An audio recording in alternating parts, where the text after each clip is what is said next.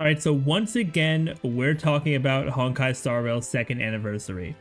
It's been out for about a week now, and let's be real, this anniversary has been kind of a letdown for players. And this video, I just want to talk about why, because it really is unfortunate when an anniversary, which is supposed to be like a super hype and exciting time, just doesn't really stick the landing. And especially in the state that Honkai Star Rail has been in, I think this anniversary was very important to get right. And I feel like they didn't really do that. So I want to give my thoughts on everything. This is going to be a video of just me talking, so feel free to have me on in the background while you game, do whatever you got to do.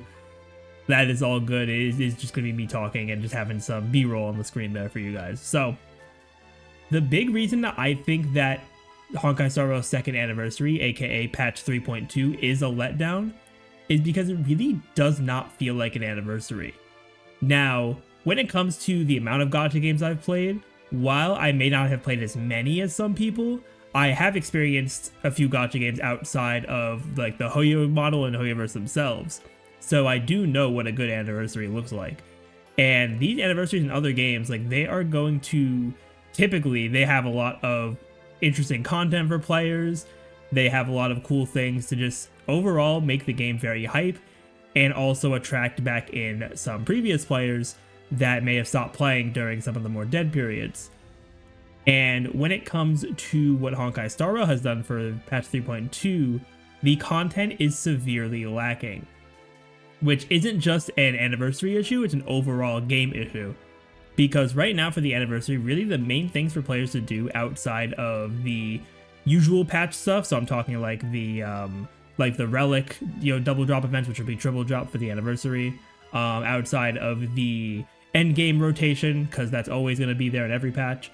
Really the main things we have to do right now in Star Rail are the story, which I'll be real, I started, haven't had the motivation to finish. Hopefully I'll finish it sometime soon, but we'll see what I'll do there. I think I'm around halfway through it, but we'll see what happens with when I'll finish that. But I will finish it at some point before 2.3. And besides that, we have the anniversary event, which was cool in the moment, but once you complete it, it's kind of just there. And then also that like seal event thing, which I haven't tried yet because I think you actually need to beat the main story to do that. So that'll also be on my to-do list there. But besides that, there's not really much of value for players to do outside of just the usual stuff.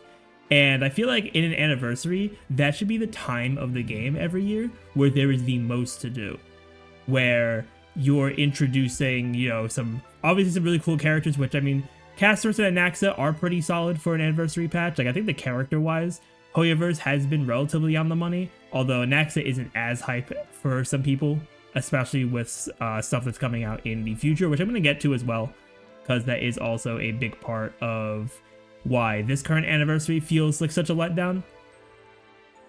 But the amount of content in this anniversary even feels like less than some previous patches, and those are just regular patches that I'm referring to.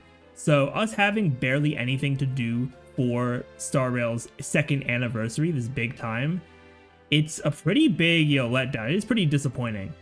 And there also feels like that during the anniversary, there was a bit more of a focus from Honkai Star Rail on monetization over making sure that we have quality content and enough content to make it really feel like an anniversary. And what I mean by that is that rather than giving us some extra events, they said, hey, we'll do a thing where if you spend this amount of money, you're going to get these rewards. Or, oh, we're going to give some extra packs in the shop for you to spend money on. As opposed to saying, let's make a few more events so that they can have something important to do. Like maybe they could have made an extra combat event, or anything like that to give us more things to do as players. Which of course, gacha games, they aren't going to have like infinite amounts of content for sure. But when you compare what you can do during playing Honkai Star Rail versus playing other gacha games, which I mean my biggest one and one I always reference outside of the Hoyo model is Dragon Ball Z Dokkan Battle. The amount of things I can do in Dokkan Battle hugely outweighs what I can do in Honkai Star Rail. Because Honkai Star Rail, outside of like events, the version story, and that kind of stuff, you really just have the rotating endgame, which once you clear it, you don't really need to worry about it anymore. And then the like Divergent Universe stuff, which if you don't want to farm Divergent Universe, then it's like there's nothing else for you to really do, and your account is kind of just sitting there at that point because you're really just farming relics for future endgame rotations, and that's about it. So having that focus on the monetization does kind of, you know, leave a bad taste in my mouth. But sure, I mean, they're a business, they're trying to make money, which I get, but doing that while also not giving the players enough of a reason to say, wow, you know, this game's doing really good for this anniversary, let me keep playing it, and maybe, you know, if I'm really liking it, I'll spend some money on it. Instead, they're saying, hey, you should spend money with us, and not really trying to regain the trust of a lot of players, because let's be real, a lot of people have lost trust in Honkai Star Rail.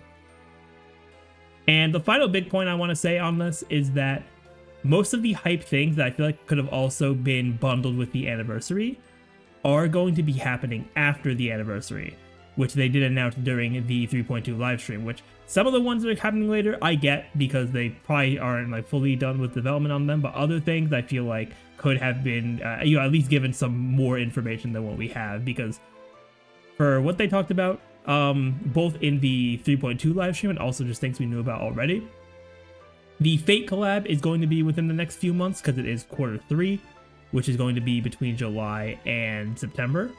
So hopefully we'll get news on that very soon, but I feel like they could have given us some extra preview during the live stream there for 3.2, but instead they really didn't give us anything about the Fate collab.